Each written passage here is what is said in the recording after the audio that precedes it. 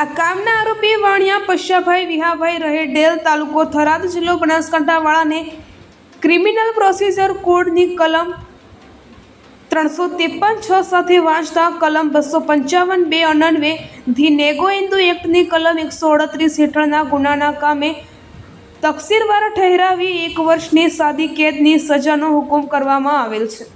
તેમજ criminal procedure કોડની કલમ 357 સાથે વાંચતા એનઆઈ એક્ટની કલમ 138 હેઠળની જોગવાઈ અનુસાર આરોપીને ચેકની રકમ ₹3 લાખ વળતર પેટે 30 દિવસમાં ફરિયાદીને ચૂકવી આપવાનો હુકમ કરવામાં આવેલ છે. જો આરોપી વળતરની રકમ ભરવામાં કસૂર કરે તો આરોપીને વધુ 3 માસની સાદી કેદની સજા ભોગવવાનો હુકમ કરવામાં આવે છે.